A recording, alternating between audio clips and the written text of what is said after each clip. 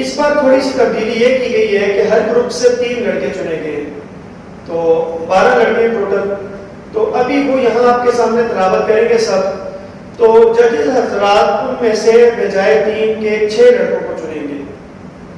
پہلے 6 آنے والے لڑکوں کے درمیان پھر اول، دوم اور سوم کے لیے جو ہے مقابلہ انشاءاللہ کچھ دنوں بعد، ہفتہ یا 2 ہفتے بعد انشاءاللہ منعقد کیا جائے گا، جس کی تاریخ نیچے لگا دی جائے گی انشاءاللہ. تو یہ تھوڑی سی تبدیلی جو ہے اس سال ہم نے کی ہے. تو باقاعدہ آغاز سے مقابلے سے پہلے جو ہے میں پرنسپل صاحب سے درخواست کروں گا کہ وہ کرسی صدارت پہ تشریف لیں.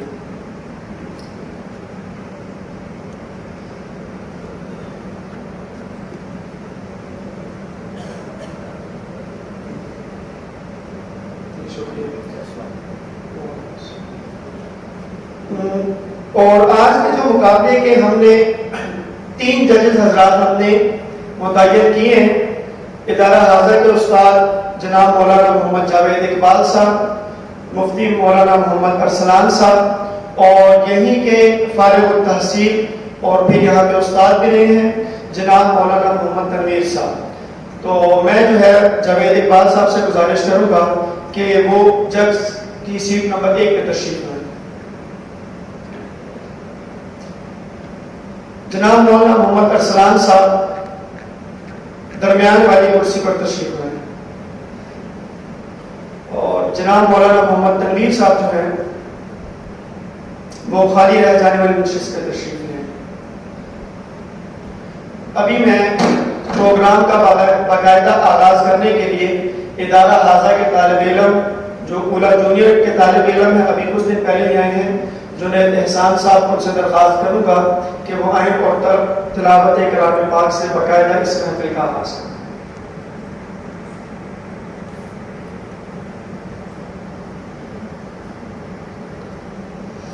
أعوذ بالله من الشيطان الرجيم.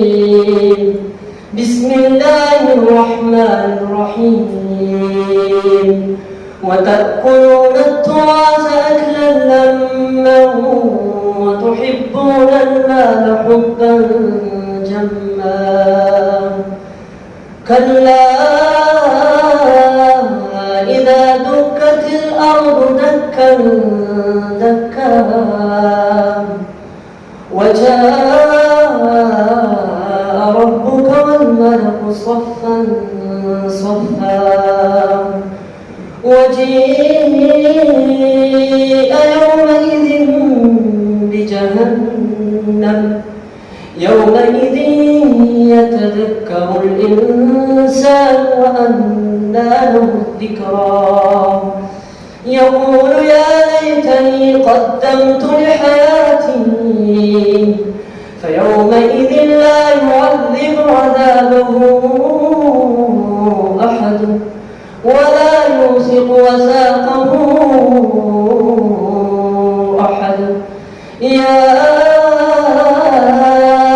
أيتها النفس المطمئنة ارجعي إلى ربك راضية مرضية فادخلي في عبادي وادخلي جنتي.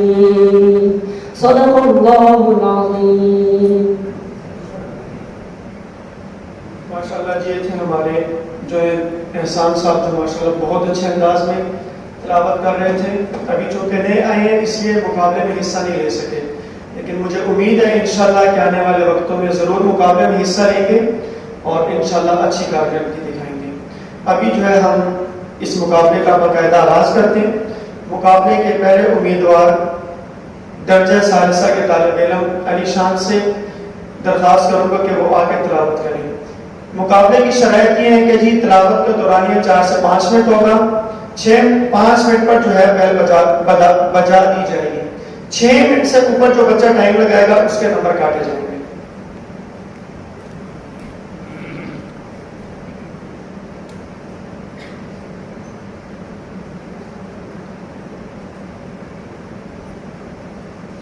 أعوذ بالله من الشيطان الرجيم.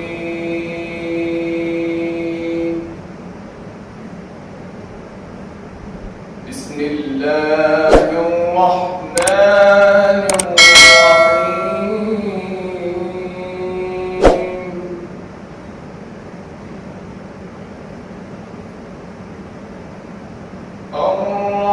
الرحمن علم القرآن خلق الإنسان علمه البيان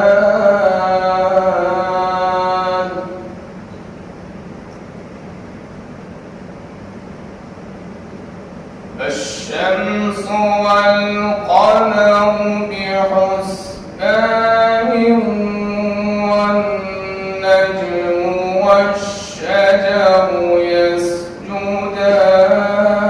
يسجدان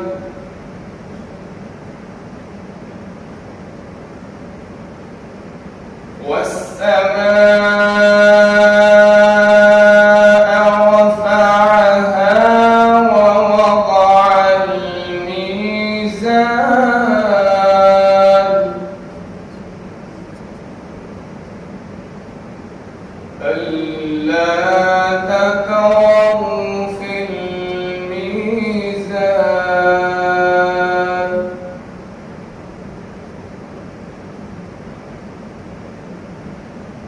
بسم الله الرحمن الرحيم الرحمن علم القرآن خلق الإنسان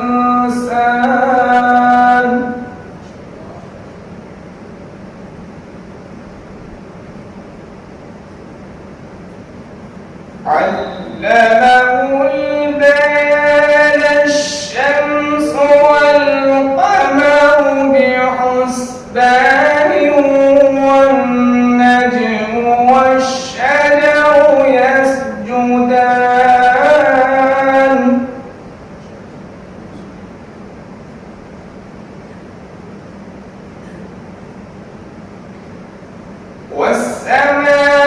والسماء رفعها ووضع الميزان ألا تطغوا في الميزان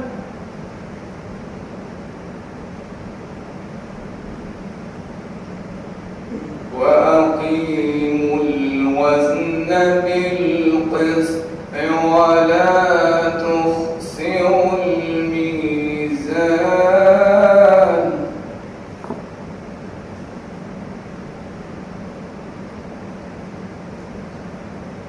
والأرض وضعها للأنام فيها فاكهة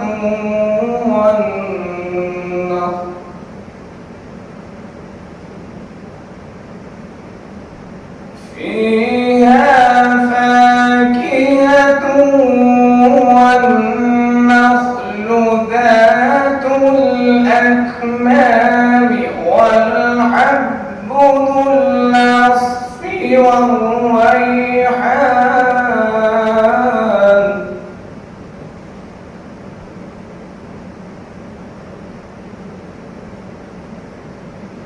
والحب ذو العصف والريحان فبأي آلاء ربكما تكذبان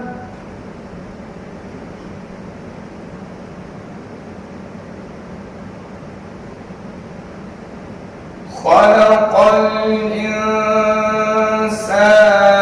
من صلصال كالفخار وخلق الجان من مارج من نار فبأي آلاء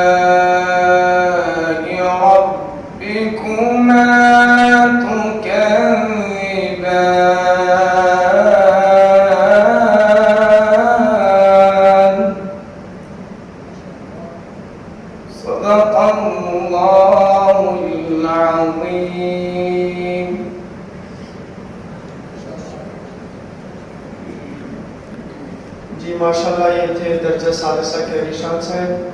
अभी ग्रुपों के नाम खुद नहीं बताए जा रहे, इंशाल्लाह जब बाद में 6 पोजीशन अनाउंस की जाएंगी तो ग्रुप बता दिया जाएगा कि कौन से ग्रुप से कौन कौन से उम्मीदवार जो है कौन सी पोजीशन पर हैं। अभी जो है दर्जा सादिया के तालिब इल्म, सादिसा के तालिब इल्म मोहम्मद उस्मान को तिलावत के लिए बुलाया जाए।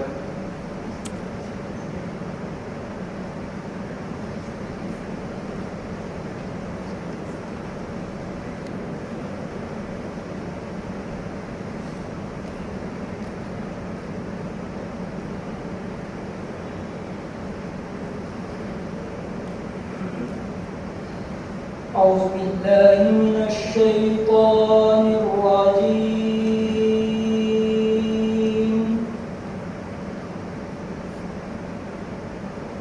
بسم الله الرحمن الرحيم.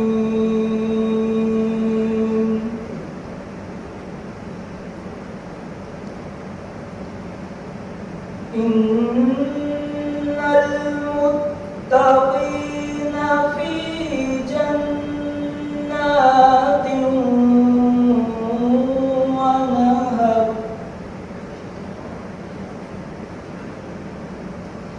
في مقعد صدق عند مليك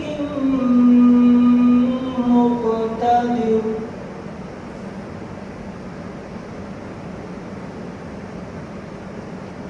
إن المتقين في جنات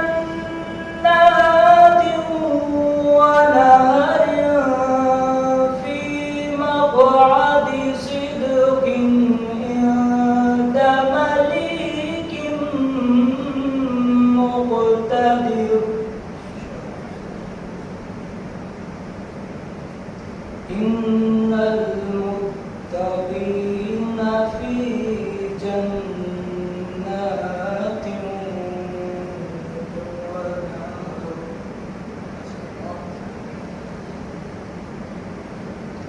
في مقعد صدق عند مليك مقتدر. بسم الله الرحمن الرحيم. الرحمن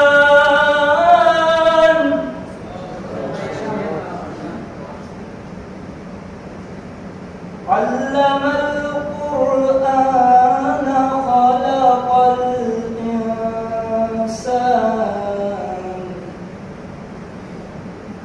علمه البيان. الشمس والقمر بحسبان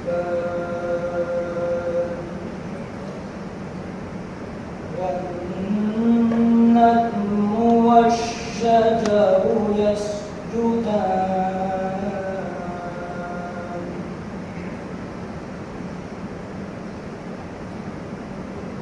الرحمن علم القرآن خلق الإنسان علمه البيان. الشمس والقمر بحسبان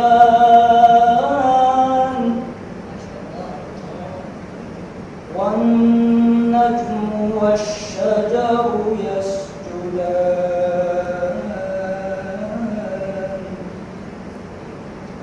والسماء رفعها ووضع الميزان.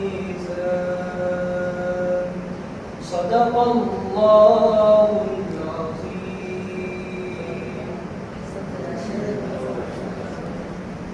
जी माशाल्लाह, ये जो थे मोहम्मद उस्मान साहब, छोटी सी बात नोट फरमा लें कि स्टेज पर आने के बाद चाहे आप तिलावत कर रहे हैं, नात पढ़ रहे हैं, तकरीर कर रहे हैं, कुछ भी कर रहे हैं, स्पीकर को समझकर उसे एडजस्ट करना, आगे पीछे करना, ये भी इन तीनों तकरीर, नात और तिलावत तीनों में ये भी एक फन है।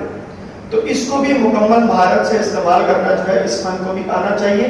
तो जो भी आगे उम्मीदवार आए, स्पीकर को पहले अपने मुंह के सामने करें, ऊपर नीचे आगे पीछे जो भी है खुद एडजस्ट करके अच्छी तरह इत्मीनान और तसल्ली से करके फिर अपनी तिलावत शुरू करें, तीसरा उम्मीदवार है दर्जा सादिसा के आसिफुल्लाह, उनसे गुजारिश है कि आगे तिलावत।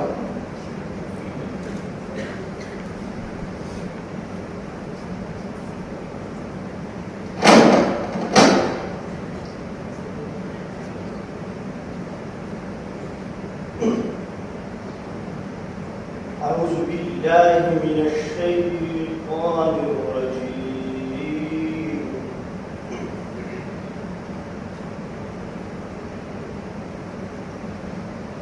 بسم الله الرحمن الرحيم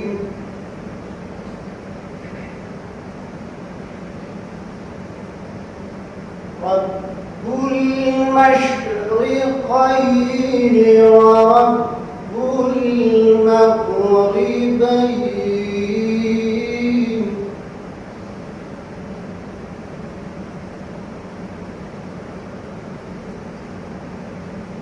فبأي آلاء ربكما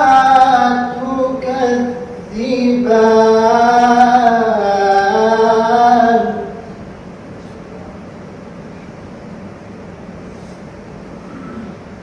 مرج البحرين يلتقيان بينهما برزخ لا يبغيان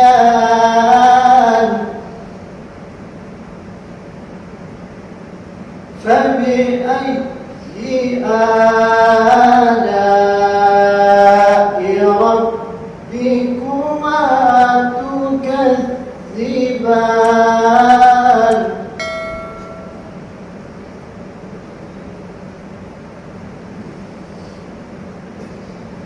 بسم الله الرحمن الرحيم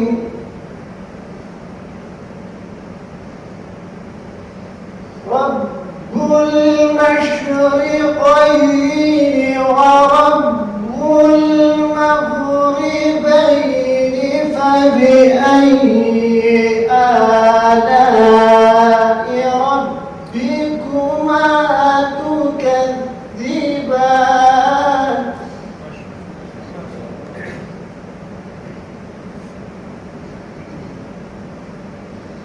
مرج البحرين يلتقيان بينهما برزخ لا يبغيان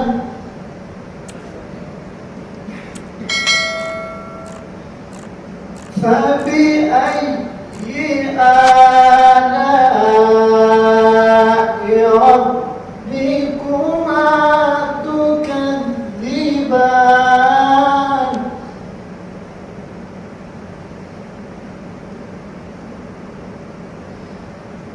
يخرج منهما اللؤلؤ والمرجان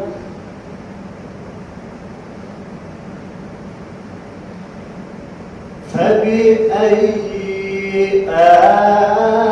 آلاء ربكما تكذبان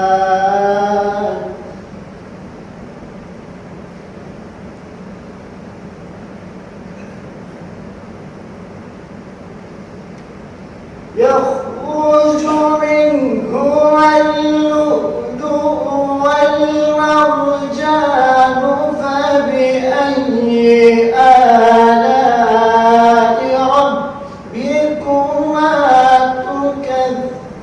تكذبان وله الجوار المنشآت في البحر كالأعلام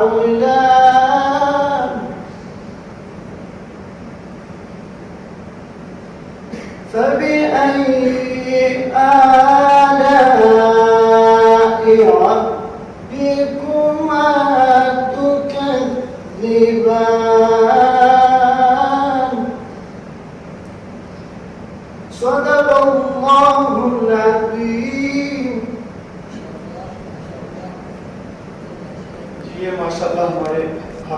रहमतुल्लाह साहब थे। हमारे मुकाबले के चौथे उम्मीदवार दौरा हदीस के तालिब इल्म कारी मोहम्मद मुजम्मिल साहब, उनसे दरख्वास्त है कि वो आएँ और तिलावत करें।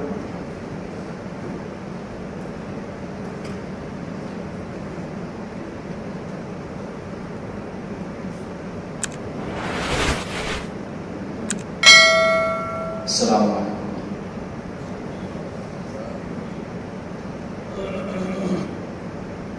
أعوذ بالله من الشيطان الرجيم.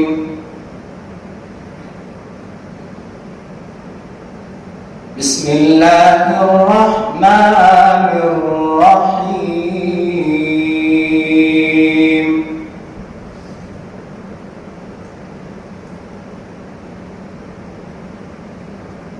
يا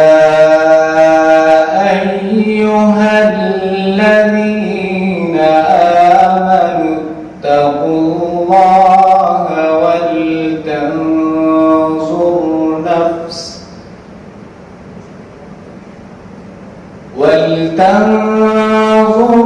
نفس ما قدمت لغد واتقوا الله إن الله خبير بما تعملون.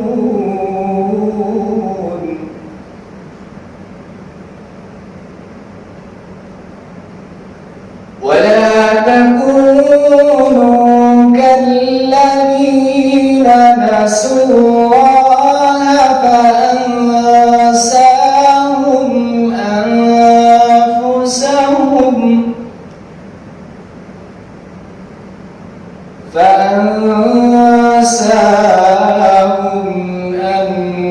أنفسهم أولئك أصحاب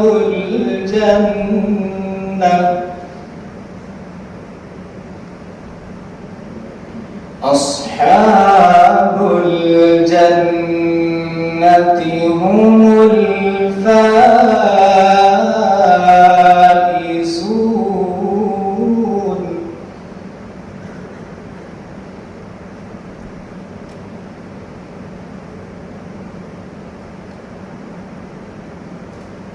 لو أنزلنا هذا القرآن على جبل لرأيته خاشعا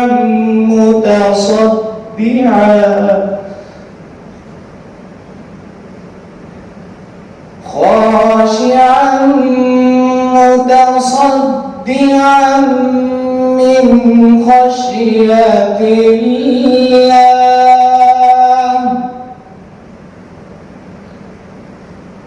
وتلك الأمثال نضربها للناس لعلهم يتفكرون.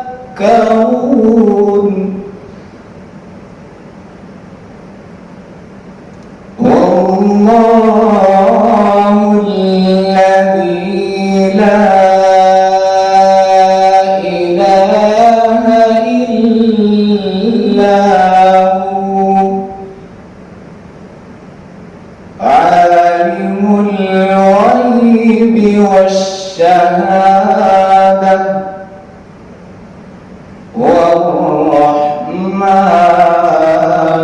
الرحيم. والله الذي لا إله إلا هو عالم الغيب والشهادة هو الرحمن الرحيم. والله الذي لا إله إلا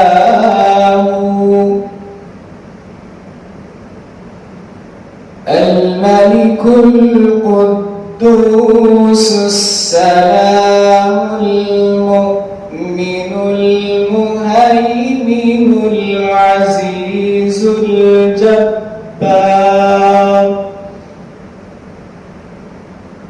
المهيمن العزيز الجبار المتكبر سبحان الله عما يشركون صدق الله العظيم माशाल्लाह हमारे आज के मुकाबले के 5वें उम्मीदवार दर्जा सालिसा के तालिब इल्म हाफिज मुदस्सिर अली साहब।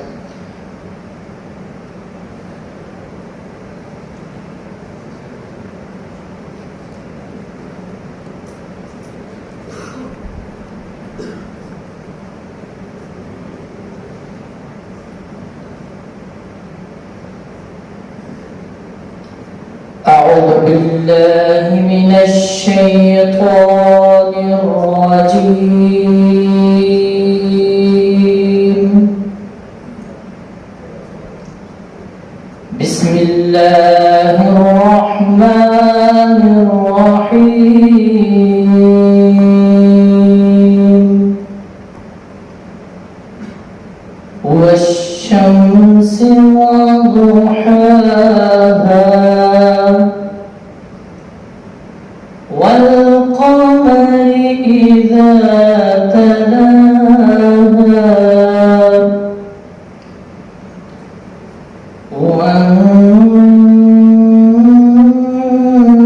والنهار إذا جلاها والليل إذا يغشاها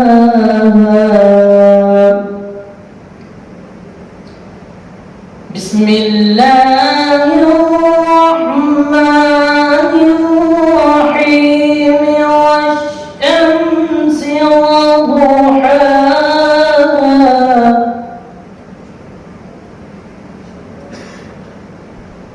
والشمس وضحاها والقمر إذا تلاها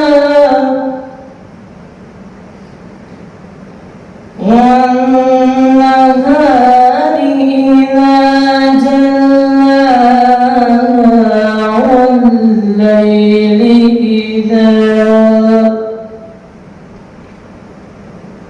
والليل إذا يغشاها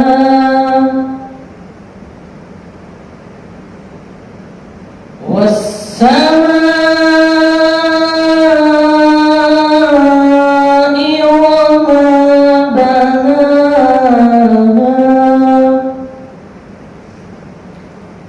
والأرض وما طحاها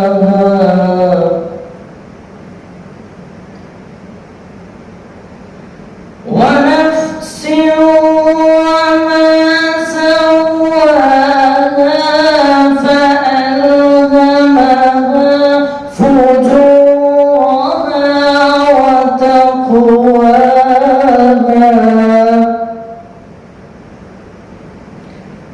قد أفلح من زكاها وقد خاب من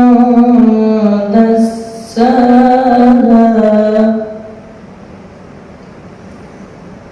كذبت ثمود بطغواها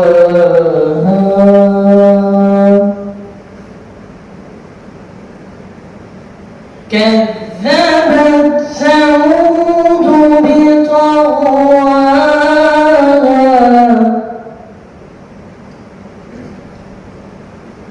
كذبت ثمود بطغواها إذ انبعث أشقاها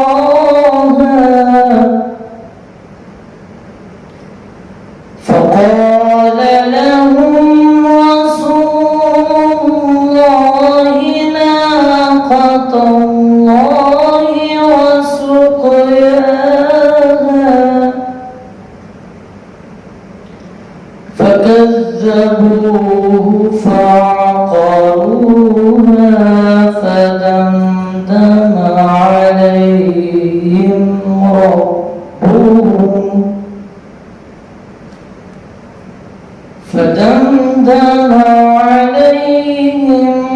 ربهم بذنبهم فسواها ولا يخاف عقباها. بسم الله صدق الله العظيم.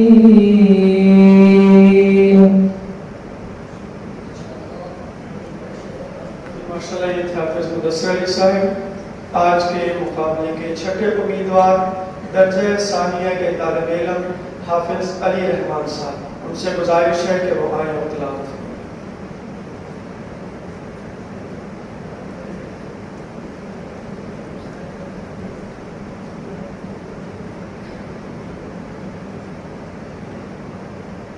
أعوذ بالله من الشيطان الرجيم. بسم الله الرحمن الرحيم. كمثل الذين من قبلهم قريبا ذاقوا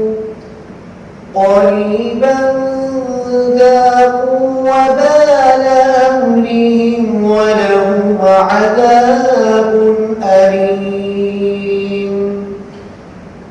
كمثل الشيطان إذ قال للإنسان اكفر فلما كفر قال إني بريء منك إني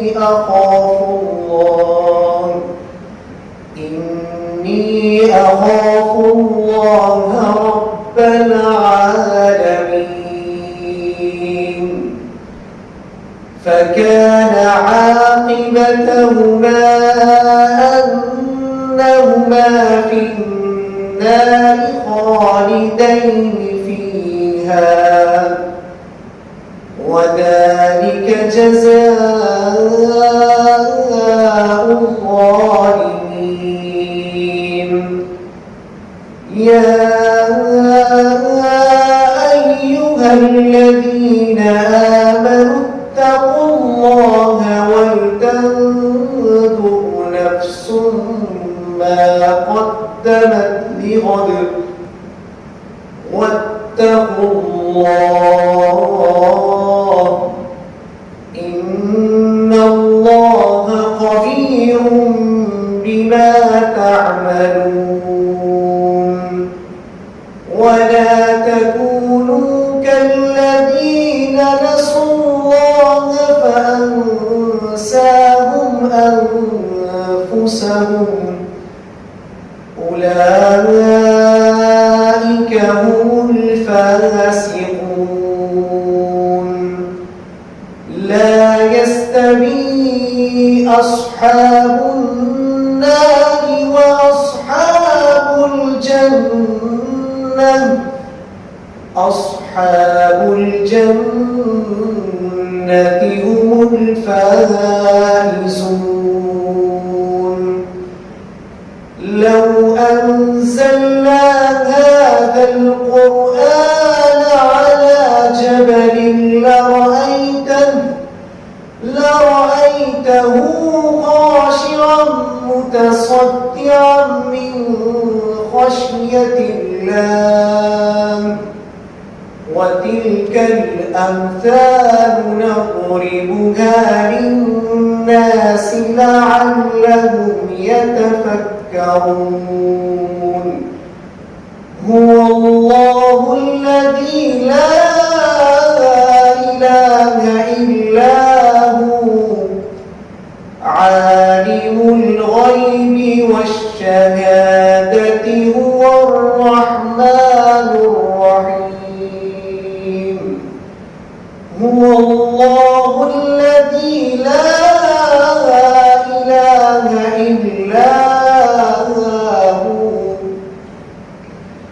الملك القدوس السلام المؤمن المهيمن العزيز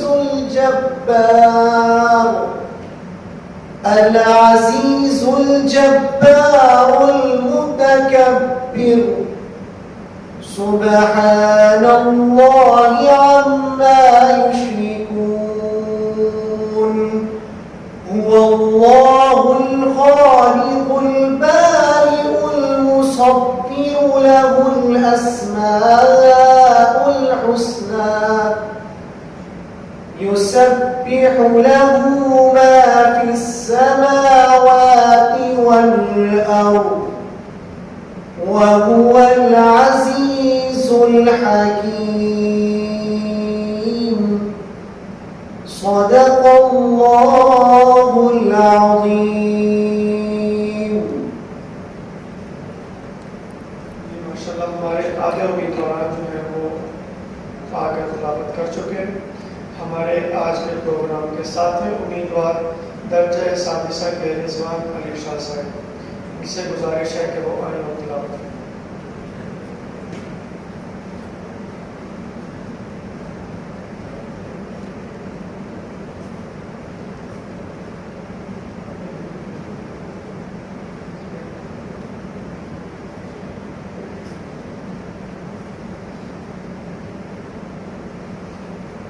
أعوذ بالله من الشيطان الرجيم.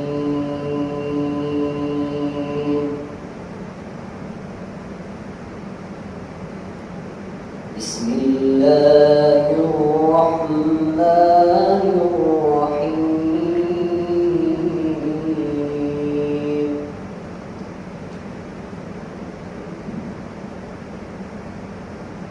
يوم نقول لجهنم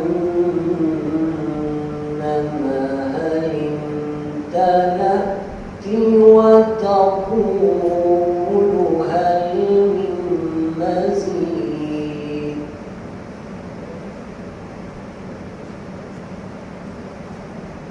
وأزلفت الجنة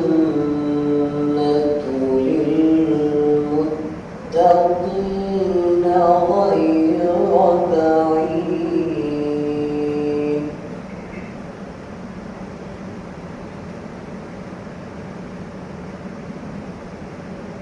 يوم نقول لجهنم هل امتلأت وتقول هل من مزيد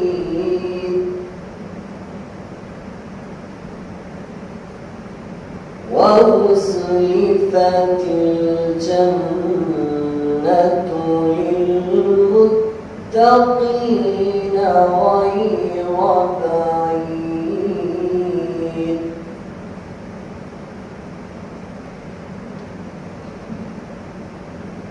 وأزلفت الجنة للمتقين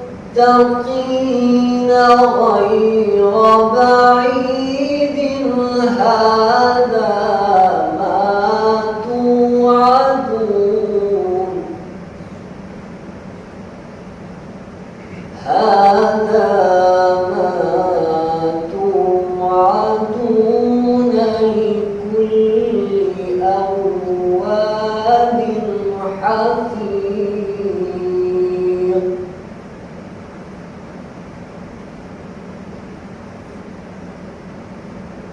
من خشي الرحمن بالغيب وجاء بقلب منيب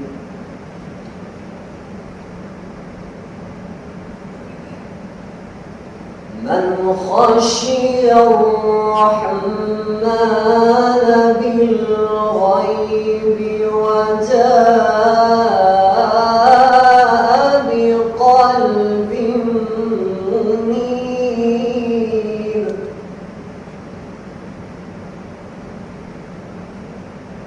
ادخلوا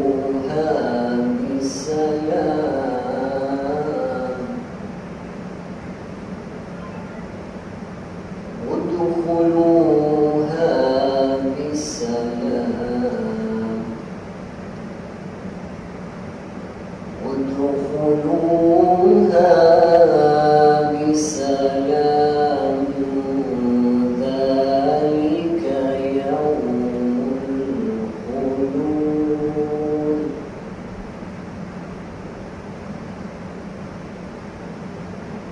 من خشي الرحمن بالغيب وجاء بقلب منيب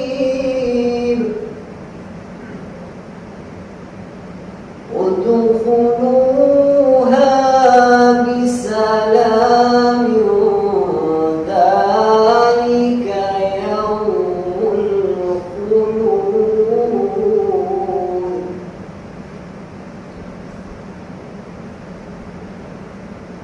لهم ما يشاءون فيها ولدينا مزيد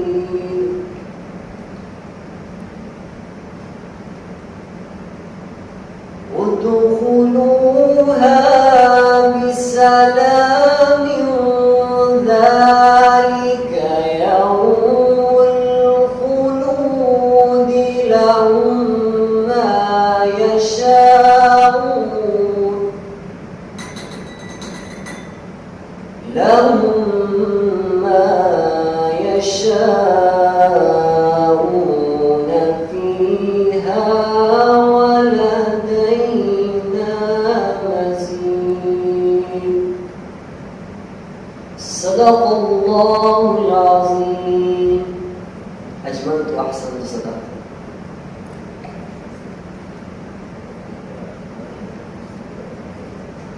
ये लड़के जो है काफी सारे सो गए हैं ऑडिटोरियम में। तो एक तो जो है इससे कुर्रा की जो है कम तैयारी का पता चलता है, दूसरे जो बैठे हुए हैं उनके भी जो है ना जरा सुस्त पड़ रहे हैं, तो जाग के बैठे। तो हाँ तो ठीक है, प्रिंसिपल साहब कह रहे हैं इसी बात कर देते हैं, पखे भी बंद हो सकते हैं, तो जाग के बैठे जरा। तो 5 मिनट के रह गए सर। 8वां उम्मीदवार जो है हमारे आज के दर्जा सालिसा के हाफिज मोहम्मद हम्माद, उनसे दरख्वास्त है कि वो आकर तिलावत करें।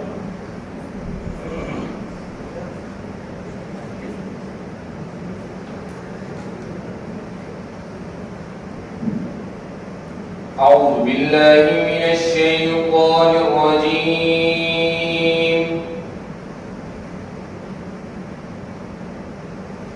بسم الله الرحمن الرحيم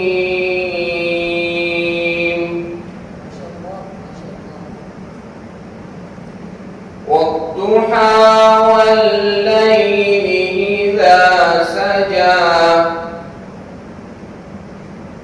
ما ودعك ربك وما قلى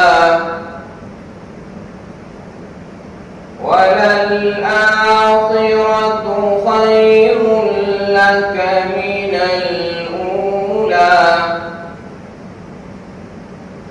ولسوف يعطيك ربك فترضى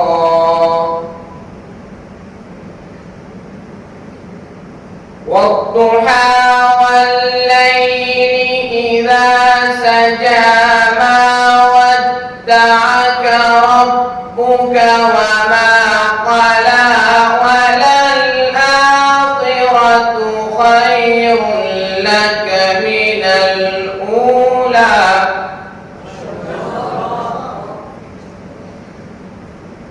ولسوف يعطيك ربك فترضى ألم يجدك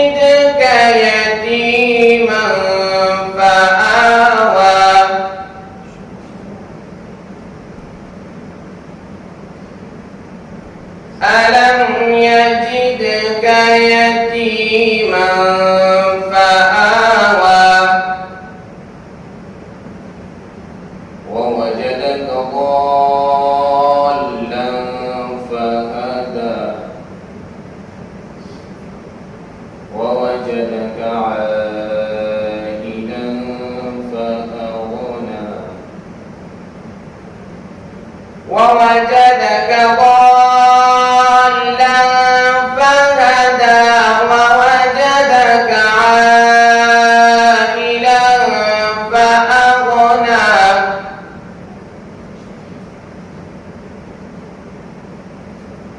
فأما اليتيم فلا تقهر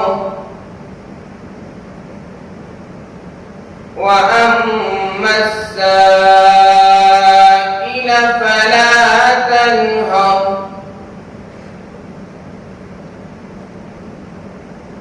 فأما اليتيم فلا تقهر وأما السائل فلا تنهر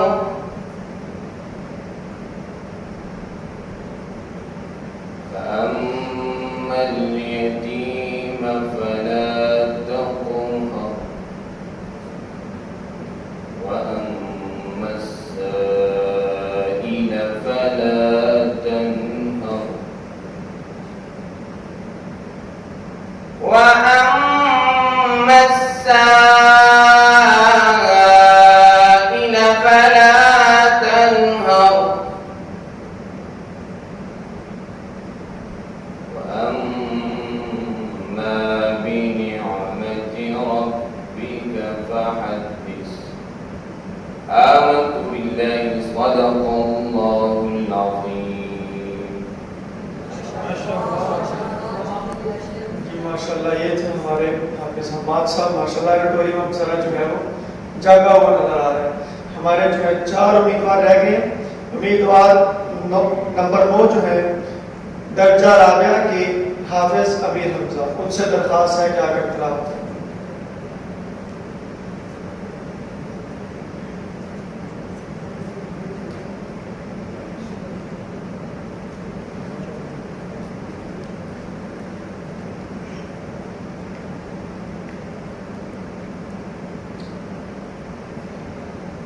أعوذ بالله من الشيطان الرجيم.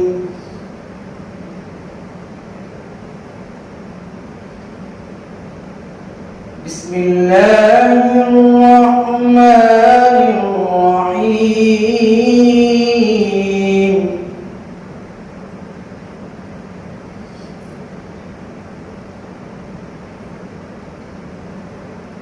والشمس وضحاها والقمر إذا تلاها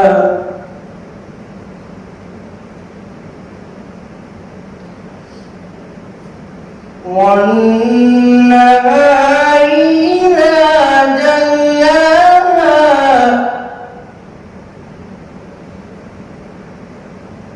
والليل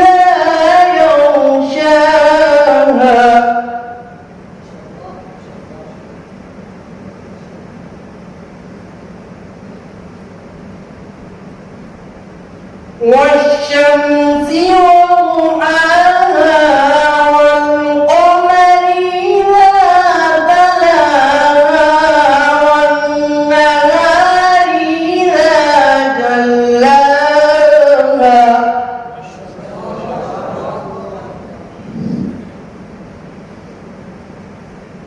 والليل إذا يغشاها والسماء وما بناها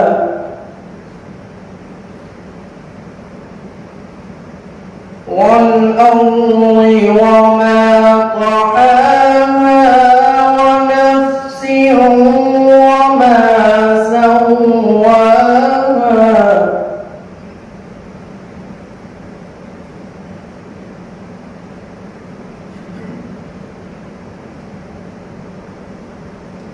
والليل إذا يغشاها والسماء وما بناها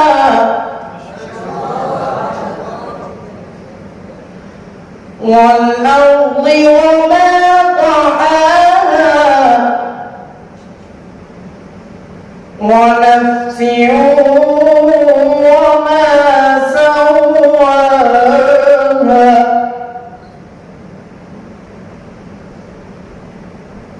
فألهمها فجورها وتقواها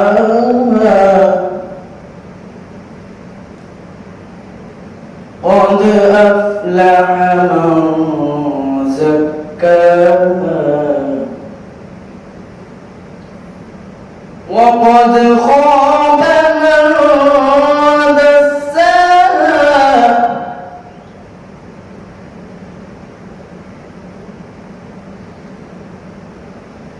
فألهمها فجورها وتقواها قد أفلح من زكاها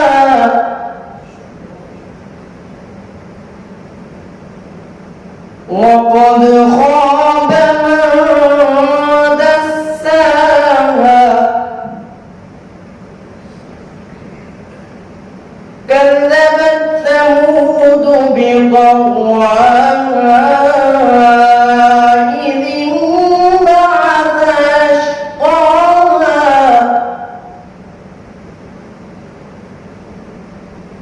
فقال لهم رسول الله ناقة الله وسقياها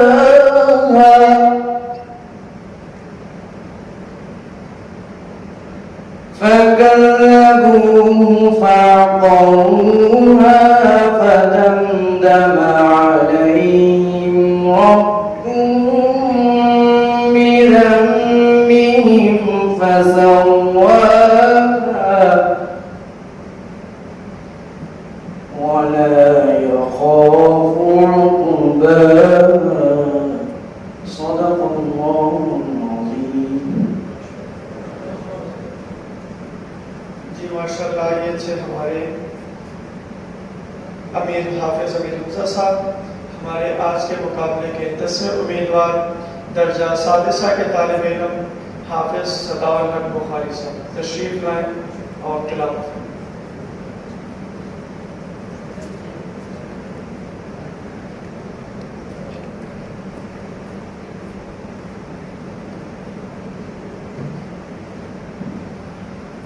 أعوذ بالله من الشيطان الرجيم.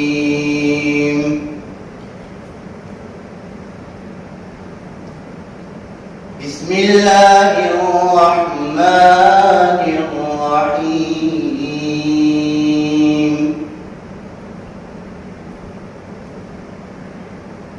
ولما بلغ أشده آتيناه حكما وعلما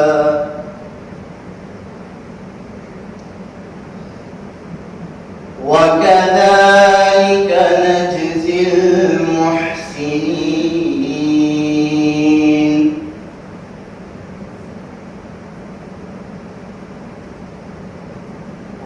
وراودته التي هو في بيتها عن نفسه وغلقت الأبواب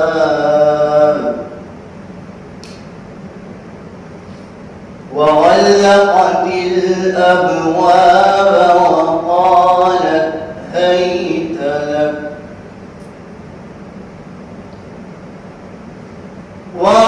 وراودته التي هو في بيتها عن نفسه وغلقت الأبواب وقالت هيت لك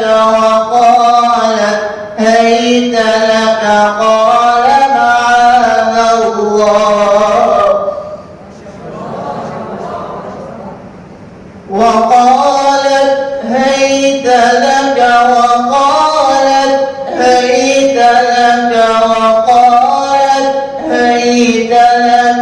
قال معاذ الله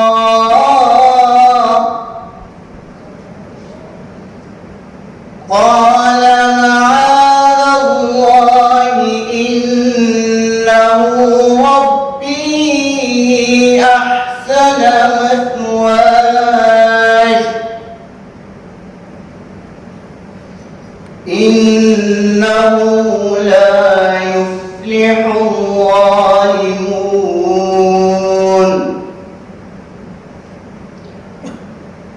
ولقد همت به وهم بها لولا أن رأى برهان ربه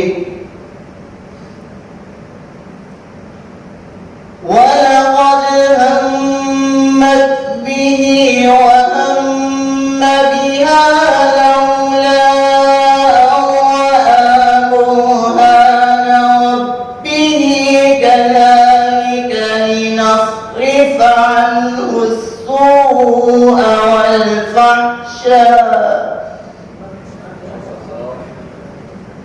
كذلك لنصرف عنه السوء والفحشاء إنه لا يفلح الظالمون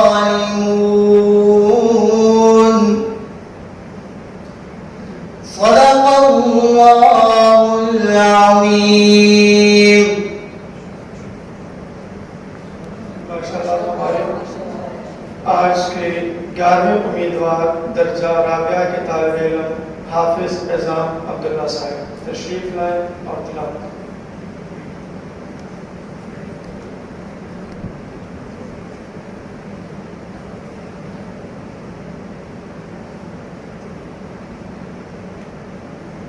أعوذ بالله من الشيطان الرجيم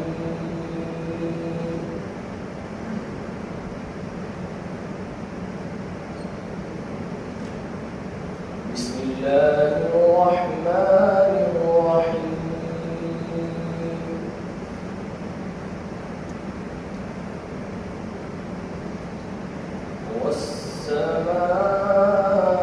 والسماء والطارق وما أدراك ما الطارق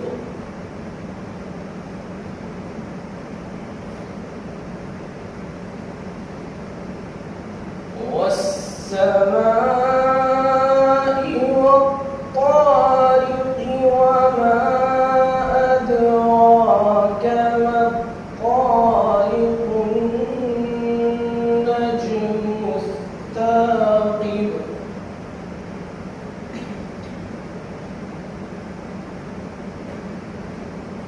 إن كل نفس لما عليها حافظ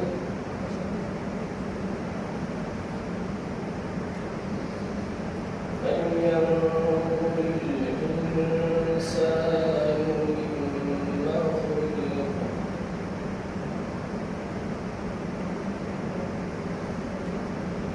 خلق من ماء دافع يخرج من بين الصلب والترائب إنه على رجعه لقادر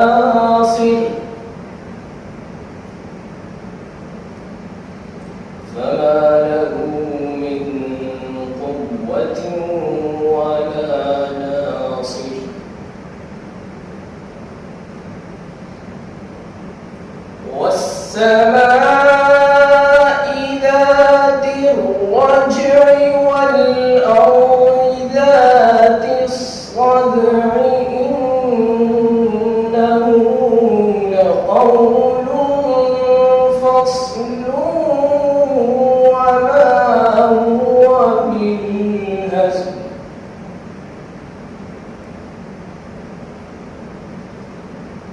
إنهم يكيدون كيدا وأكيد كيدا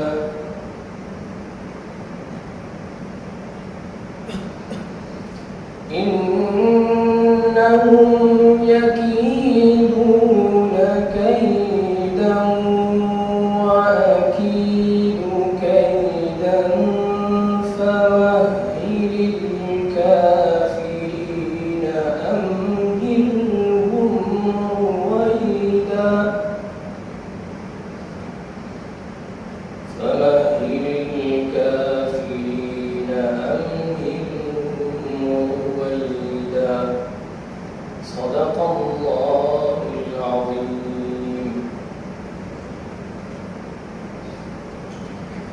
जी माशाल्लाह, आज के मुकाबले के आखिरी उम्मीदवार दौरा हदीस के तालिब इल्म मोहम्मद हारिस तशरीफ लाए और तिलावत कलाम पाक।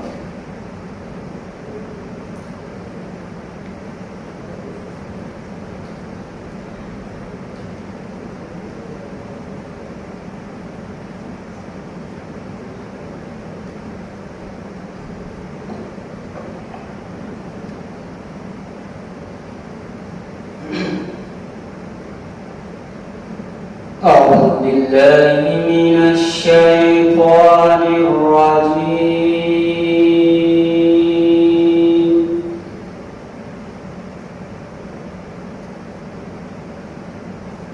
بسم الله الرحمن الرحيم.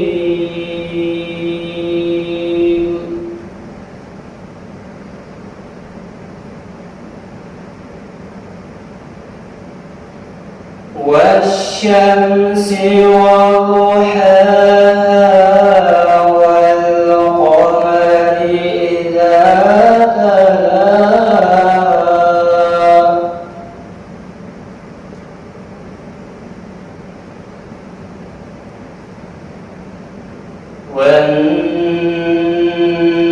والنهار إذا جلاها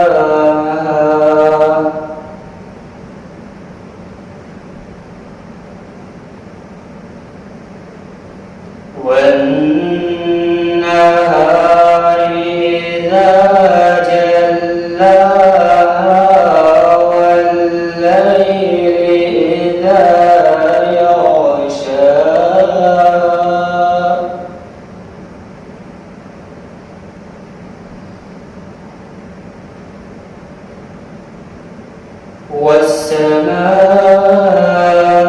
والسماء وما بناها والأرض وما طحاها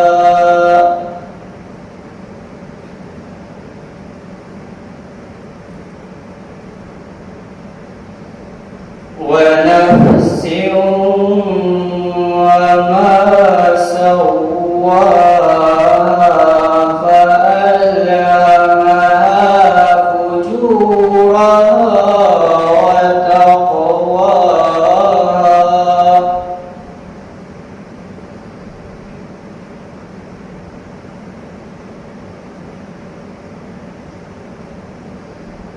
بسم الله الرحمن الرحيم. والشمس وضحاها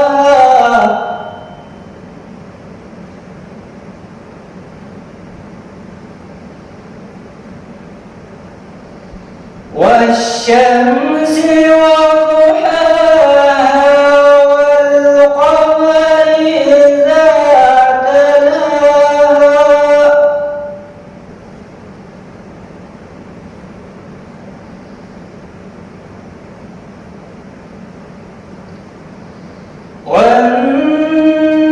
والنهار إذا جلاها والليل إذا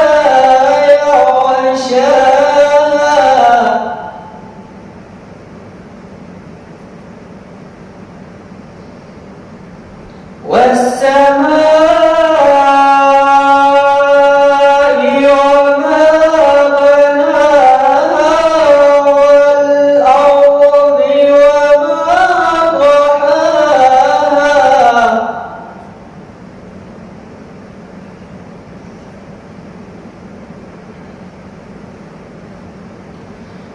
ونفس وما سواها فألهمها فجورها وتقواها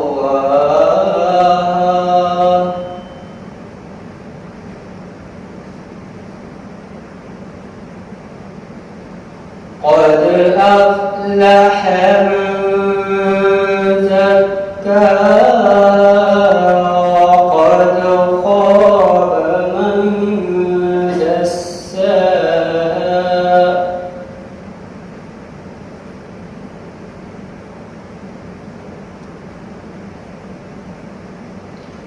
كذبت ثمود بطغواها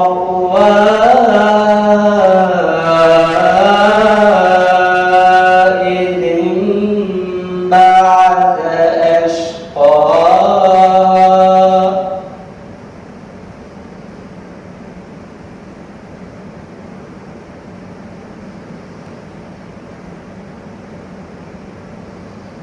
قد أفلح من زكاها وقد خاب من دساها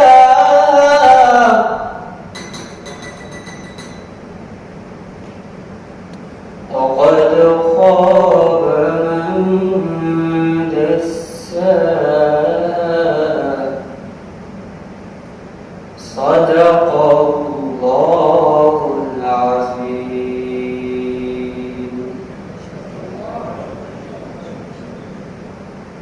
جی ماشاءاللہ ہمارے 12 کے 12 امیدواروں نے آ کر اچھی کاوش کی، بعضوں نے بہت اچھی تلاوت کی، بعض کی جو ہے تیاری میں کافی کمی نظر آئی، اگر وہ اچھی تیاری کرتے تو اور بہتر کر سکتے تھے۔ تو ابھی جج حضرات جو ہیں وہ جب تک نتیجہ مرتب فرماتے ہیں اس وقت تک پرنسپل صاحب سے جو ہے درخواست ہے کہ وہ آئیں اور طلباء کو کوئی نصیحت دیں۔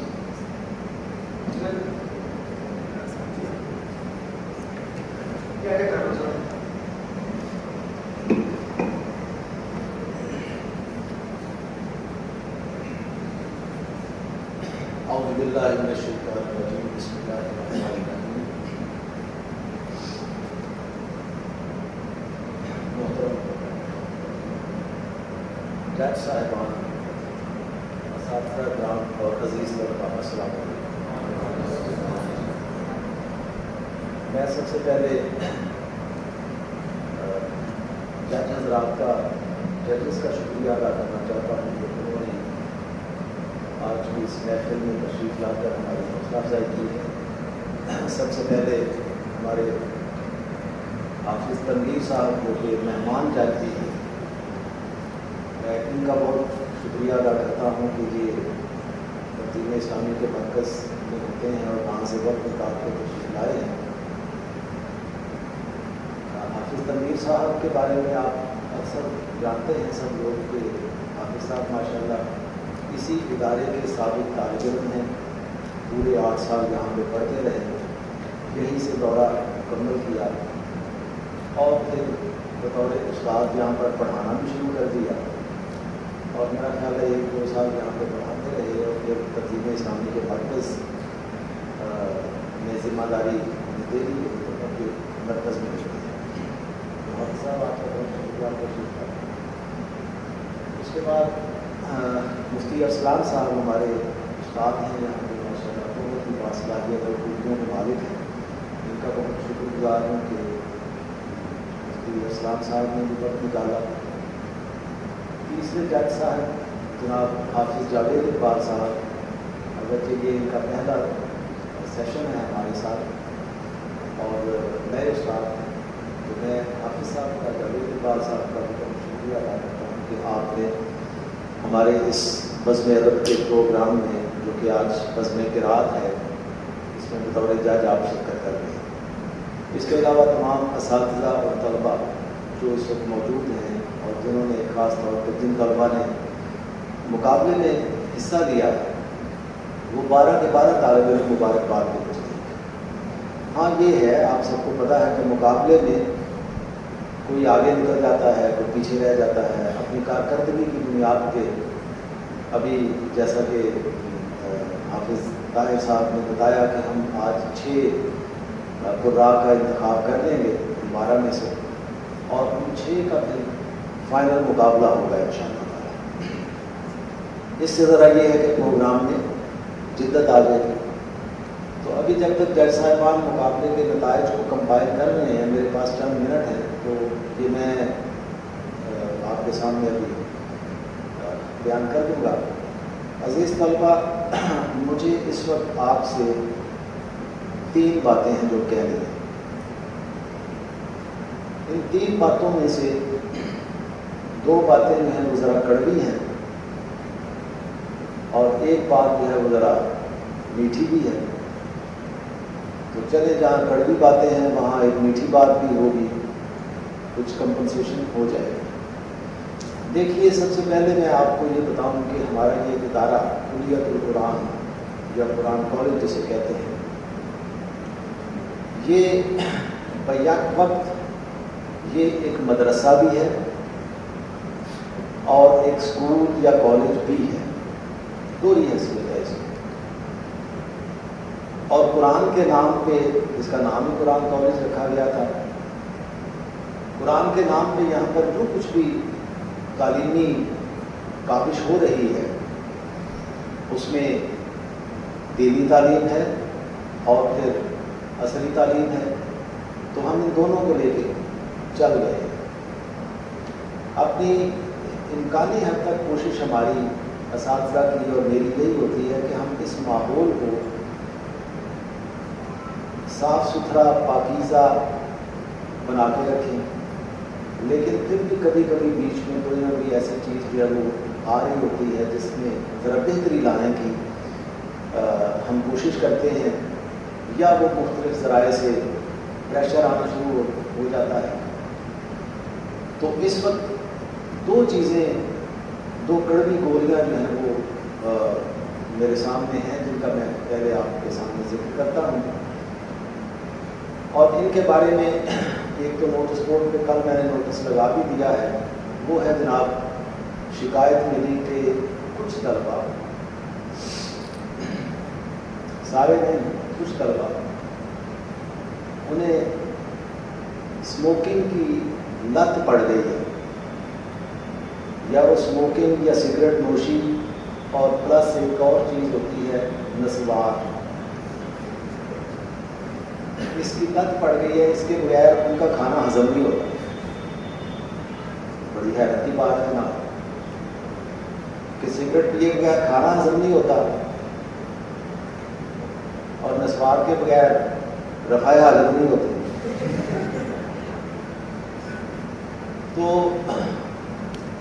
مجھے، اور دوسری کمپلینٹ کو میں آپ کو ادھر بھی آتا ہوں، وہ ہے موبائل فون کا غلط استعمال۔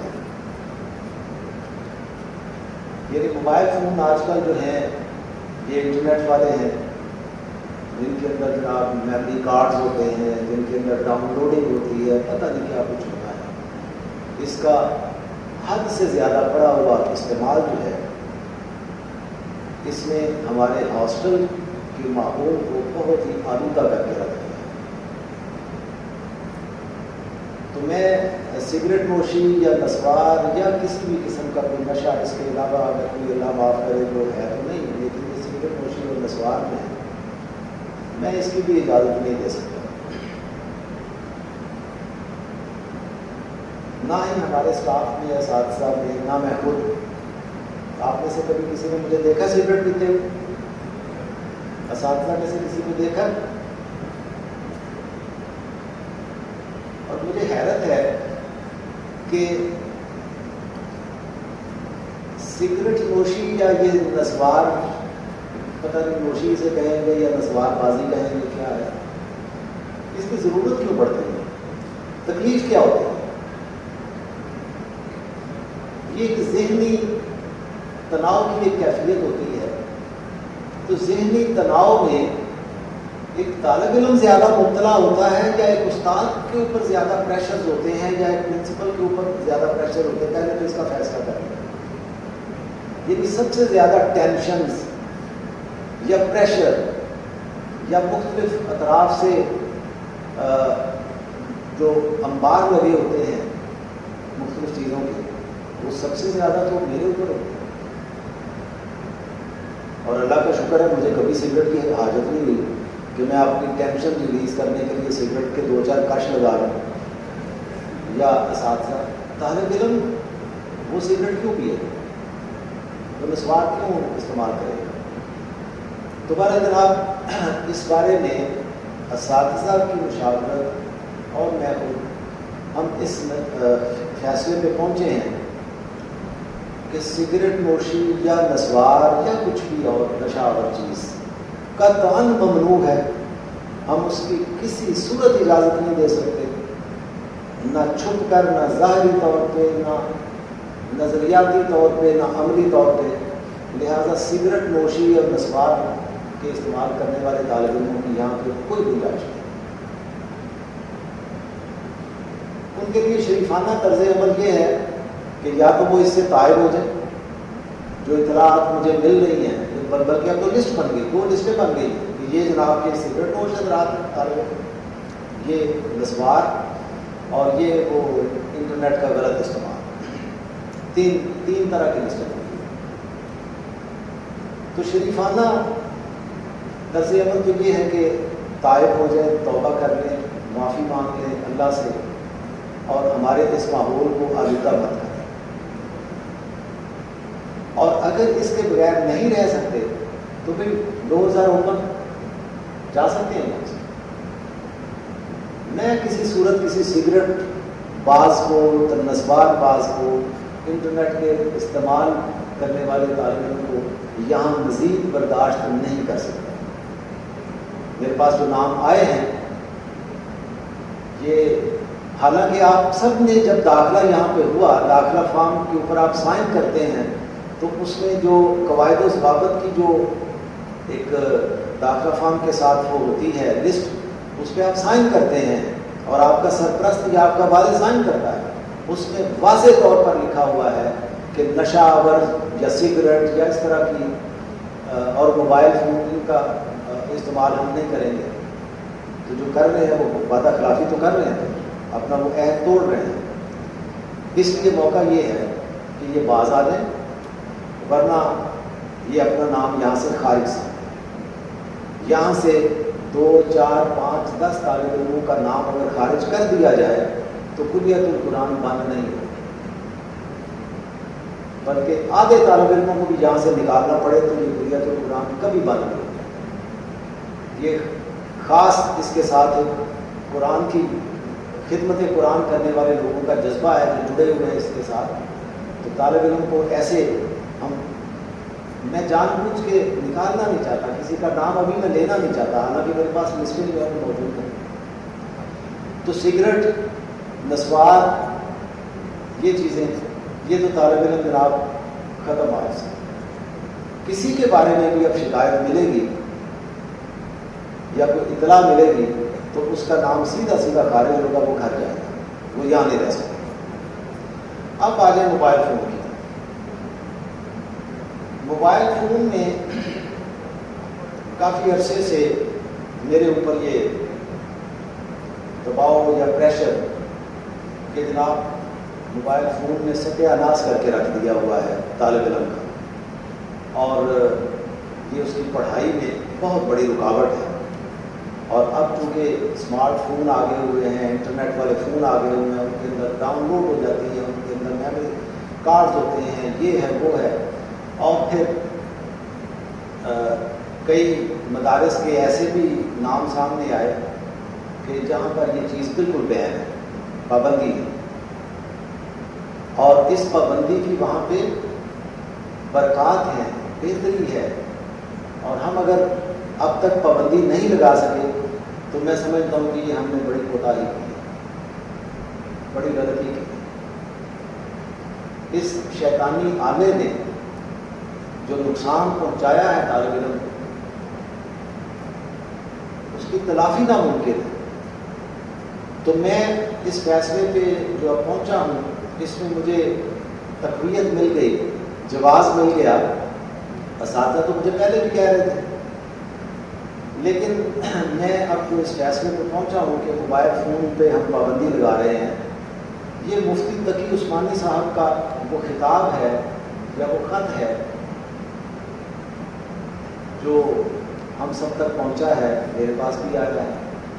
تو مفتی تقی عثمانی صاحب جو وفاق المدارس کے صدر ہیں اس وقت اور بہت بڑا نام ہے، جب انہوں نے کہہ دیا کہ دارالعلوم کے اندر فون پر پابندی ہے، تو پھر جناب کے کلیت القرآن میں آج سے یہاں پر موبائل فون پر بھی پابندی ہے۔ لیکن میں نے اس کو ذرا مرحلہ وار کیا ہے، میں ابھی آپ کو بتاتا ہوں۔ پہلے یہ مفتی صاحب کا جو خط ہے، مفتی تقی عثمانی صاحب کا، اس کا ایک اقتباس میں پڑھ کے آپ کو سنا۔ مفتی صاحب فرماتے ہیں، آج کل ایک بہت بڑی مصیبت اور بہت بڑا فتنہ موبائل کا ہے، خاص طور سے وہ موبائل جس میں صرف ٹیلی فون کی بات نہیں ہوتی، بلکہ اس میں بہت سے پروگرام ہوتے ہیں، واٹس ایپ وغیرہ، فیس بک۔ طالب علم کے لیے یہ راہزن ہے۔ کیا ہے یہ؟ راہزن۔ راہزن کیا ہوتا ہے؟ جو چلتے ہوئے کسی مسافر سے مال و اسباب چھین لیتا ہے، ڈاکہ پڑ جاتا ہے قافلے میں، راستے میں، تو یہ راہزن ہے۔ مفتی صاحب نے اسے راہزن کہا۔ طالب علم کی راہ کا ایک ڈاکو ہے، کیونکہ اگر طالب علم اس میں مشغول ہو گیا تو اس کا ذہن کبھی علم کی طرف مرتکز نہیں ہوتا۔ یہی وہ شکایات ہیں جو میرے پاس آ رہی ہوتی ہیں کہ ساری ساری رات موبائل فون پہ جناب یہ انٹرنیٹ کا استعمال چل رہا ہوتا ہے، نہ نیند پوری ہوتی ہے، نہ سبق یاد ہوتا ہے، پھر نمازوں میں کوتاہی ہوتی ہے، اور سبق جو ہے وہ تعلیمی کارکردگی طالب علم کی وہ متاثر ہوتی ہے۔ تو اس طرف تو مرتکز ہی نہیں ہوتی۔ مفتی صاحب تو کہہ رہے ہیں کہ طالب علم اس میں مشغول ہو گیا تو اس کا ذہن کبھی علم کی طرف مرتکز نہیں ہوتا۔ تم یہ چاہو کہ میں موبائل کے مزے بھی لیتا رہوں اور طالب علمی بھی کروں، یہ نہیں ہو سکتا۔ ایک کام ہوگا، یا طالب علمی ہوگی یا وہ موبائل کی لذت ہے۔ اس وجہ سے دارالعلوم کے اندر وہ موبائل جس کے لیے بہت ہی غلط لفظ بولا جاتا ہے، یعنی اسمارٹ فون، جس کا عربی میں ترجمہ کیا جاتا ہے الہاتف الذکی، لیکن اصل میں وہ الہاتف الغوی ہے۔ یعنی الہاتف الغوی کا معنی مفتی صاحب نے بیان کیا ہے گمراہ کرنے والا فون۔ گمراہی کا بہت بڑا یہ آلہ ہے، وہ گمراہی کا ایک سمندر ہے پہلا۔ میں نے ابھی کہا کہ گمراہی کا آلہ ہے، مفتی صاحب نے کہا کہ سمندر ہے، گمراہی کا سمندر ہے۔ لہٰذا اگر طالب علم بننا چاہتے ہو تو اس قسم کے موبائل سے کنارہ کرنا ہوگا۔ دارالعلوم میں ایسا موبائل رکھنے کی مطلقاً ممانعت ہے۔ یہ ہے جناب مفتی صاحب کا خط جو مجھ تک پہنچا ہے اور میں نے ابھی آپ کو پڑھ کے سنایا ہے۔ تو جناب موبائل فون پہ ہم بھی پابندی لگائیں، لیکن اس کو میں 3 مرحلوں میں تقسیم میں نے کیا ہے انتظامی طور پہ، تاکہ اس کو کنٹرول کیا جا سکے۔ سب سے پہلے مرحلے میں آپ سب طلبا کو 3 دن کی مہلت دی جا رہی ہے، یعنی آج پہلا دن ہے، ہفتہ، اتوار اور پیر۔ ان 3 دنوں میں آپ اپنے گھر والوں کو اطلاع کر دیں، دوست احباب کو بتا دیں کہ جناب منگل والے دن سے کلیت القرآن میں موبائل فون کی اجازت نہیں۔ لہٰذا یہ جو 3 دن ہیں، ہفتہ، اتوار اور پیر، ان 3 دنوں میں ہم آپ کو اطلاع دے رہے ہیں کہ بعد میں اگر فون شون پہ یا واٹس ایپ پہ یا فیس بک پہ یا آڈیو کال یا ویڈیو کال یا جو بھی ہے اس پہ اگر آپ رابطہ کریں تو رابطہ نہیں ہوگا تو آپ پریشان نہ ہوں۔ تسلی دیں اپنے گھر والوں کو، والدین کو، کہ منگل والے دن سے اگر رابطہ نہ ہوا تو آپ پریشان نہ ہوں، رابطہ انشاءاللہ بعد میں اس کا بھی طریقہ میں نے ایک آپ کو کے لیے جو تجویز کیا ہے اس پہ بھی انشاءاللہ عمل ہوگا۔ تو یہ پہلے 3 دنوں میں آپ نے اپنے گھر والوں کو اطلاع دینی انشاءاللہ۔ اس 3 دن کے بعد پھر کیا کرنا ہے؟ منگل والے دن سے صبح سے رضاکارانہ طور پر ہر طالب علم اپنا موبائل فون دفتر میں جمع کروا دے گا۔ ہمارے پاس اساتذہ کی نگرانی میں جو طالب علم رضاکارانہ طور پہ موبائل فون جمع کروا دے گا، اس کے موبائل فون کی ہم حفاظت کریں گے، اس کے اوپر ٹیگ لگا دیں گے، نمبر لگا دیں گے، نام لکھ دیں گے آپ کا، اور وہ ہمارے پاس محفوظ رہے گا۔ جو طالب علم رضاکارانہ طور پہ اپنے موبائل فون اس طرح دفتر میں جمع کروا دیں گے، ان کو ہماری طرف سے شاباش بھی، اور ظاہر ہے وہ اس نظم و ضبط کے پابند ہو رہے ہیں، اپنے آپ کو پورا کر رہے ہیں، اچھی بات ہے۔ لیکن ظاہر ہے کچھ طالب علم ایسے ہوں گے جو انڈر گراؤنڈ چلے گئے، ان کے موبائل فون چارپائیوں کے نیچے چھپا لیے جائیں گے، بستروں میں چھپا لیے جائیں گے کہیں اور، تاکہ رات کے کسی پہر میں جب وہ شفیقہ صاحب سو رہے ہوں گے، فیاض صاحب بھی، رمضان صاحب بھی، وہ فرزین صاحب بھی، جتنے اساتذہ ہاسٹل میں ہیں انہوں نے کی پتہ لگ رہا ہے، رات کے کسی پہر میں نکالیں گے چپ کر کے نام وہ انٹرنیٹ پہ، کیا مزہ آتا ہے، نام کیا بات ہے۔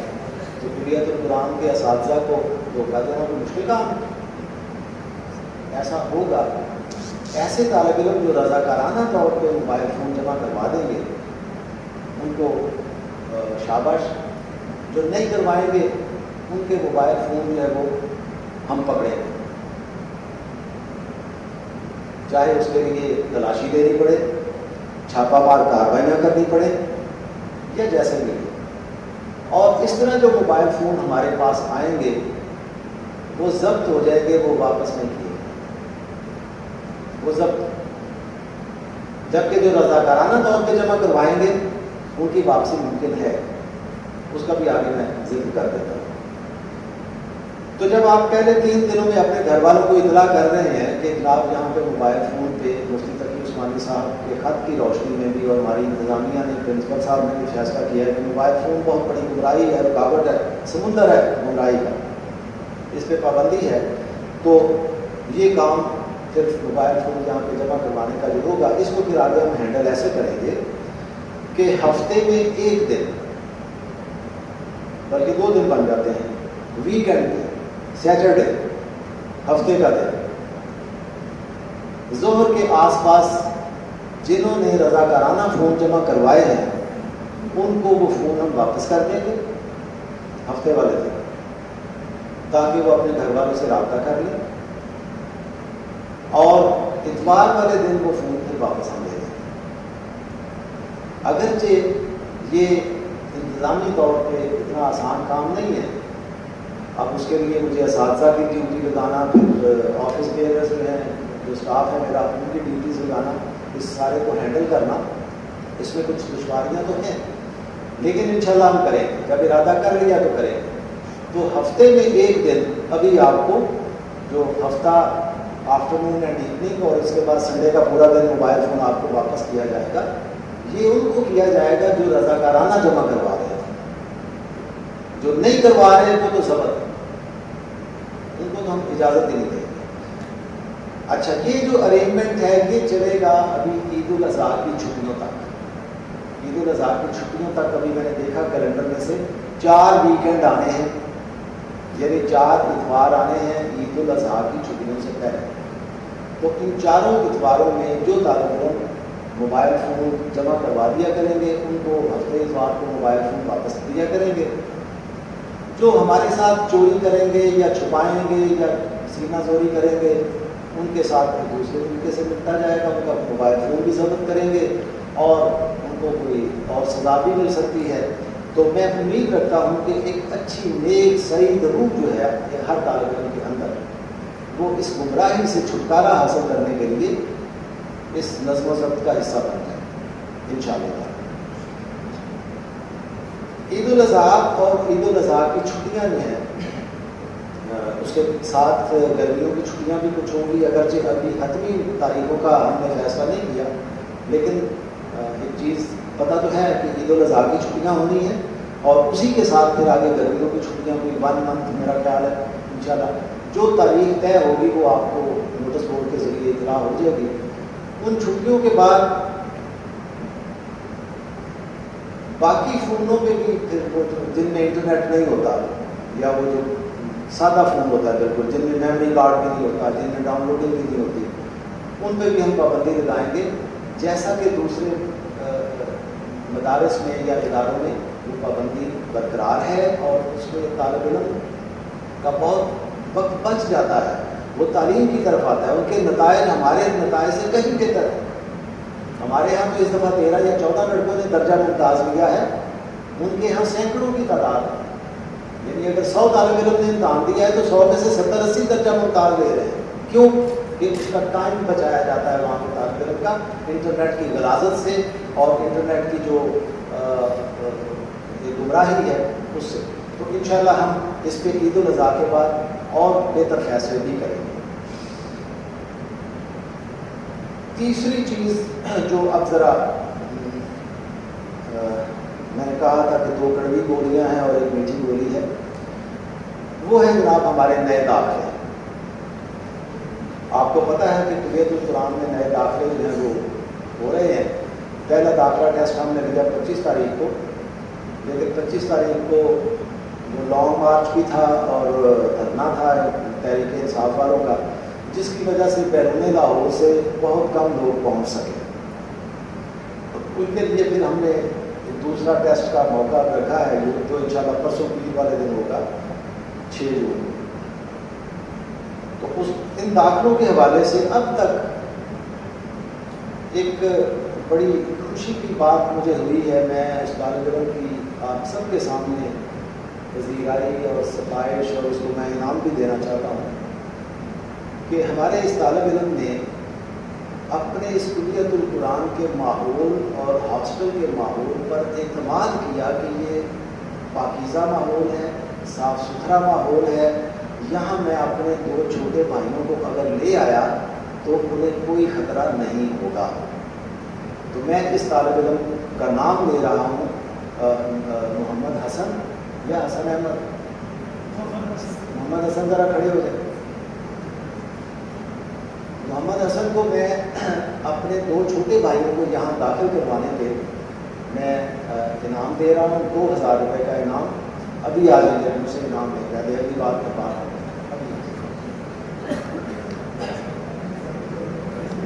یعنی حسن نے سہیل صاحب آپ 2 منٹ آئیں، تشریف لائیں، کیا جلدی ہے کوئی؟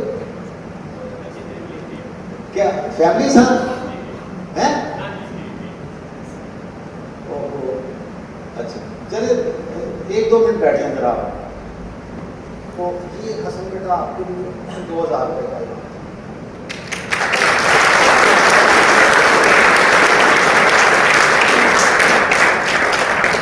یعنی ایک طالب علم نے اعتماد کیا، ہاسٹل کا ماحول نیک ہے، صاف ستھرا ہے، پرہیز ہے اور علمی تعلیمی جو نظام ہے یہاں کا اس کے اوپر اس نے اعتماد کیا اور اپنے 2 چھوٹے بھائیوں کو لے آیا۔ اب اسی کا کنٹراسٹ جو ہے وہ بھی میں ذکر کرتا ہوں، لیکن مہمان جو یہاں تشریف رکھتے ہیں سہیل صاحب، میں سہیل صاحب کا بھی بہت شکریہ ادا کرتا ہوں کہ انہوں نے اپنے 2 بیٹوں کے لیے ہمارے ادارے کا انتخاب کر دیا۔ میں ان کے لیے بھی ذرا تالیاں دوں۔ اب سہیل صاحب جو ہیں یہ تو ماشاءاللہ خود ہمیں ڈونیشنز دینے والے ہیں، ان کو میں انعام دیتا اچھا نہیں لگتا، تو میں سہیل صاحب کا بھی بہت شکریہ ادا کرتا ہوں کہ یہ اپنے 2 بیٹوں کو یہاں پہ لائے، انہوں نے داخل کروایا۔ بیٹے ذرا کھڑے ہو جائے، کہاں بیٹھے ہوئے ہیں؟ یہ چھوٹے چھوٹے بچے ہیں، دونوں حافظ قرآن بھی ہیں نا ماشاءاللہ، بیٹھ جائیں۔ تو یہ ان کا سہیل صاحب کا اعتماد ہے اس ادارے کے اوپر۔ لیکن اب آ جائیں دوسری طرف، اس کے ساتھ ایک کڑوی گولی۔ ہمارے کچھ طالب علم ایسے ہیں، ان کے نام میں ابھی یہاں نہیں ہو گئے، ان کو میں علیحدگی میں بلاؤں گا، اور میں بڑا جو میں نے سنا ہے، جو اطلاع مجھ تک پہنچی ہے، اس سے میں بہت سڑا ہوں، میرے تن بدن میں آگ لگی۔ ہمارے ان دو طالب علموں نے اپنے اپنے چھوٹے بھائیوں کو یہاں آگے داخلہ دلوانے سے منع کر دیا اور انہیں کہیں اور لے گئے۔ ایک نے کسی اور مدرسے میں داخل کروا دیا ہے، اور ایک نے ابا جان کے ساتھ آئے ہوئے بچے کو گھر واپس بھیج دیا ہے، اور انہیں کہا یہ ہے، جو اطلاع مجھ تک پہنچی ہے، میں نے اس کی تحقیق کر لی ہے، اور اگر اس تحقیق میں یہ ثابت ہو گیا کہ یہ انہوں نے اس طرح سے غلط بیانی کی ہے، تو پھر ان کو بھی یہاں سے جانا ہوگا۔ یعنی اگر حسن اعتماد کر سکتا ہے اس ادارے پر کہ میں اپنے چھوٹے بھائیوں کو یہاں داخل کرواؤں، تو یہ باقی کیوں نہیں کر سکتے؟ یہ انہوں نے کہا ہے اپنے گھر والوں کو کہ نہ نہ نہ نہ یہاں داخل نہ کروانا، یہاں تو ہر بندہ سگریٹ پیتا ہے، پٹھان نسوار کھاتے ہیں، ساری رات انٹرنیٹ پہ گندی فلمیں دیکھتے ہیں، تو یہاں نہیں چھوٹے بھائی کو داخل کرنا، یہاں کا ماحول بہت خراب ہے۔ تو بھئی اگر ایسا ہے، اگر ماحول خراب ہے یہاں کا، یہاں انٹرنیٹ کا غلط استعمال ہوتا ہے اور سگریٹ پیتے ہیں اور جناب اور طرح کی خباستیں ہیں، تو پھر آپ یہاں کیوں بیٹھے ہوئے؟ آپ کا یہاں کیا کام؟ تو پھر جیسے آپ نے اپنے چھوٹے بھائیوں کو یہاں داخل کروانے سے منع کر دیا ہے، پھر آپ کو بھی یہاں سے تشریف لے جانا ہوگا۔ میں ان کے نام نہیں ابھی بتا رہا، ان کی میں انکوائری کرواؤں گا انشاءاللہ، ہو سکتا ہے میں ان کو کالج جو کونسل ہے ہماری اس میں یہ کیس ریفر کر دوں اور ان کا اخراج کروں یہاں سے، کہ آپ جس ماحول کو اپنے بھائی کے لیے اچھا نہیں سمجھتے اور خود وہاں رہ کے انٹرنیٹ کے مزے لے رہے ہیں، نہیں ہوگا ایسا، آپ کو یہاں سے جانا ہوگا، یا آپ نے جو اپنے چھوٹے بھائیوں کو واپس بھیجا ہمیں واپس بلانا ہوگا۔ تو یہ جناب یہ فیصلے ہیں چند جو میں نے کیے ہیں، باقی اب میں زیادہ ٹائم نہیں لینا چاہتا۔ جو مہمان جج ہیں ہمارے جناب حافظ تنویر صاحب، ان سے میں درخواست کرتا ہوں کہ وہ آئیں اور آگے آج کے مقابلے کے نتائج کا اعلان کریں۔ اچھا، اس پروگرام کے بعد ٹائم ٹیبل کے مطابق باقی کلاسیں جاری رہیں، چھٹی نہیں ہے، چھٹی ہوگی اپنے ٹائم ٹیبل کے مطابق۔ صاحب آپ اگر تشریف لے جانا چاہتے ہیں بچوں کو مہمان جج ہمارے جو ہے یہاں کے یہ ماشاءاللہ یہاں جب طالب علم تھے تو یہ بھی تلاوت میں حصہ لیتے رہے اور ماشاءاللہ اول پوزیشن پر آتے ہیں، تو میں ان سے درخواست کروں گا کہ پہلے آ کے بچوں کو تھوڑی سی تلاوت بھی سنا دیں اور پھر جو ہے نتیجے کا اعلان کریں اس طریقے سے۔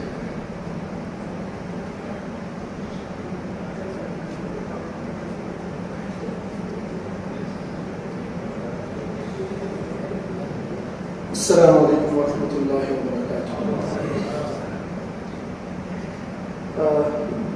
حسن کو 2000 ملا تو مجھے 4000 ملنا پڑ گیا۔ میرے 3 بھتیجے اور ایک خالہ کا بچہ یہاں پہ کھڑا ہے۔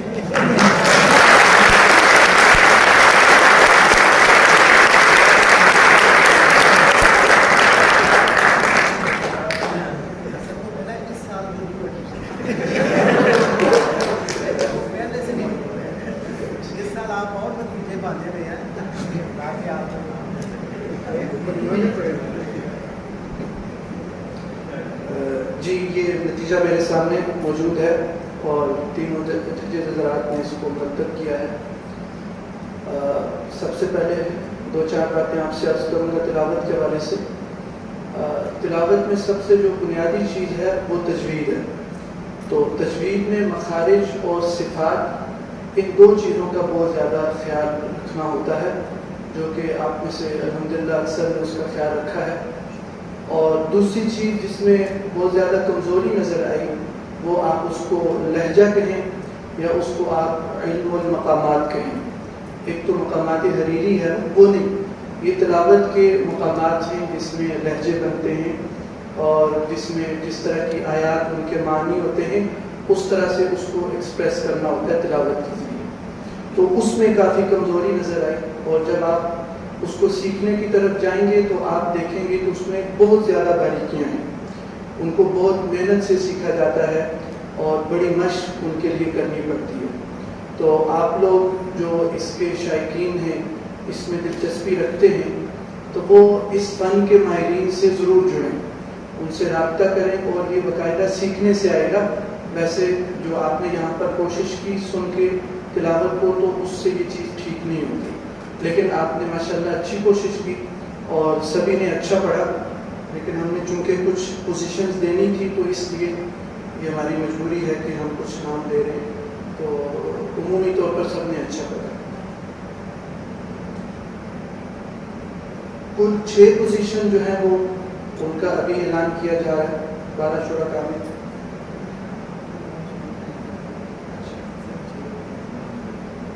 ठीक है, ठीक है, इनमें पोजीशंस के एतबार से नहीं, बस जो अगले राउंड के लिए जिन्होंने क्वालिफाई किया उनके नाम दें।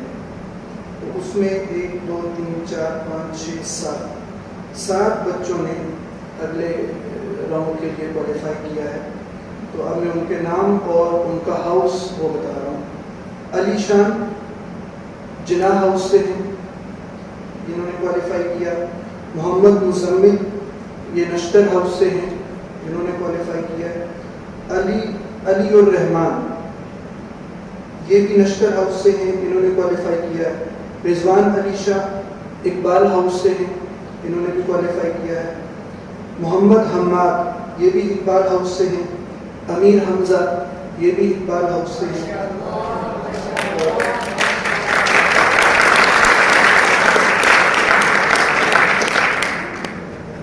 सदाउल हक बुखारी इन्होंने लियाकत हाउस से अगले राउंड के लिए क्वालिफाई किया। और मुझे चूँकि तिलावत का कार्य है तो मैं आपके सामने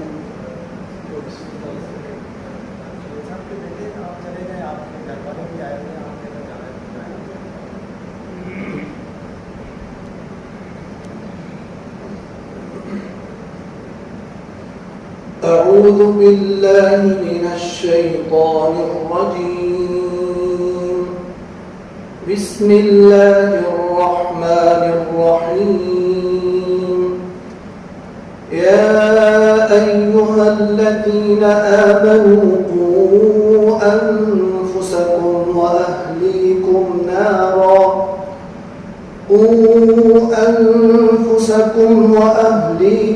نارا وقودها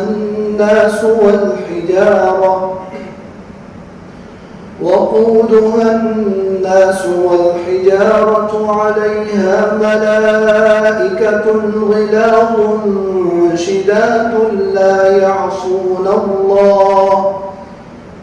يعصون الله ما أمرهم ويفعلون ما يؤمرون يا أيها الذين كفروا لا تعتذروا اليوم إنما تجزون ما كنتم تعملون يا أيها الذين آمنوا توبوا إلى الله توبة نصوحا عسى ربكم أن يكفر عنكم سيئاتكم ويدخلكم جنات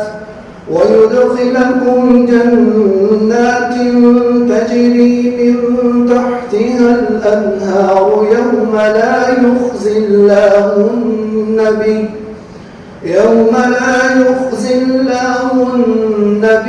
والذين آمنوا معه نورهم يسعى بين أيديهم وبأيمانهم يقولون ربنا أتمم لنا نورنا واغفر لنا إنك على كل شيء قدير يا أيها النبي جاهد الكفار والمنافقين واغلظ عليهم ومأواهم جهنم وبئس المصير ضرب الله مثلا للذين كفروا امرأة نوح وامرأة لوط كانتا تحت عبدين من عبادنا صالحين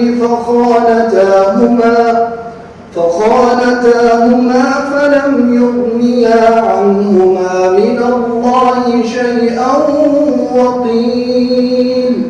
وقيل ادخلا النار مع الداخلين. وضرب الله مثلا للذين آمنوا امرأة فرعون إذ قالت رب ابن لي عندك بيتا في الجنة ونجني من فرعون وعمله ونجني من القوم الظالمين. ومريم ابنة عمران التي أحصنت فرجها فنفخنا فيه من روحنا وصدقت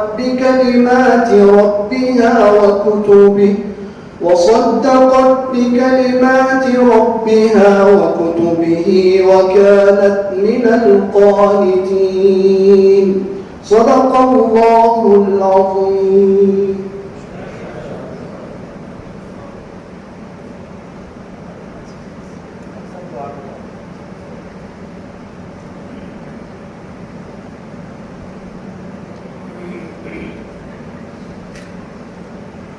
الحمد لله رب العالمين والعاقبة للمتقين والصلاة والسلام على سيد الأنبياء والمرسلين وعلى آله وأصحابه أجمعين. اللهم إنا نسألك علما نافعا ورزقا واسعا وشفاء من كل داء. اللهم أحسن عاقبتنا في الأمور كلها وأجرنا من خزي الدنيا وعذاب الآخرة. ربنا آتنا في الدنيا حسنة وفي الآخرة حسنة وقنا عذاب النار. رب اغفر وارحم وأنت خير الراحمين. اللهم اصلح أمة محمد صلى الله عليه وسلم. اللهم اغفر وارحم وتجاوز عن أمة محمد صلى الله عليه وسلم. ربنا تقبل منا إنك أنت السميع العليم وتب علينا إنك أنت التواب الرحيم.